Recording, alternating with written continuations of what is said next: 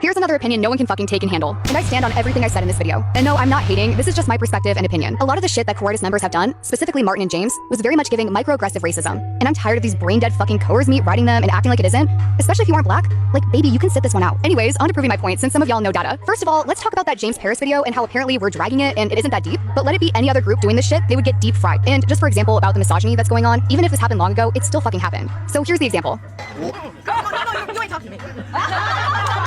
남자분들은 네. 흑인 약간 남성 네. 분들은 뭐라 You wanna go, man? You wanna go? And also another one. 잘 나가는 흑인 언니분들이라고 하시면은 What did you say, girl? No, you ain't doing that. And people drag the women to the depths of hell. And to compare James' video, let's just take a look at this bullshit.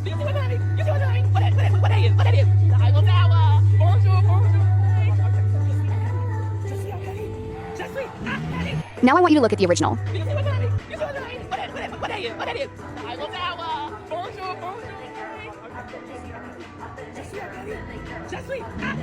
There's a huge difference between what James did and what the girl in the original did. But where there's not a difference is the video of Wendy and James. And then they are so quick to say, but the creator didn't get offended. That doesn't mean that other people cannot get offended by his actions and that what he did wasn't microaggression. What he did was in fact wrong and he should be held accountable like y'all did for Wendy. And listen, I'm not a hating bitch. They have good songs, good dances, and just a great group overall, but what they lack is a good fan base to hold them accountable and tell them where they fucked up. Now, on to Martin and the other members. Martin's black in the interview when he said, so who gon' leave? And the way he just talks in general. But then as soon as he's home, he starts speaking like a proper little boy. Black culture isn't an aesthetic you can switch on when it makes you look cooler and switch off when it's inconvenient. If you're benefiting from black culture, you should also respect the people who created it. And also using a black accent isn't just talking differently for many people. It feels like borrowing a way of speaking that black people have historically been mocked or discriminated against for. And I'm so tired of people saying it isn't that serious, when whole time black people have often been judged, stereotyped, or discriminated against for speaking AAVE. Seeing the same speech celebrated when someone else uses it is part of why this topic is sensitive. It only isn't that serious when your faves do it, but let it be someone else, they're getting dragged. The double standard is the point. Now, let's also talk about the sagging that everyone is suddenly okay with. Sagging isn't just a fashion trend to a lot of people. It has a history, and has been used to stereotype black men as thugs or criminals. When the same style is praised as cool on Idols, while black people are still judged for it,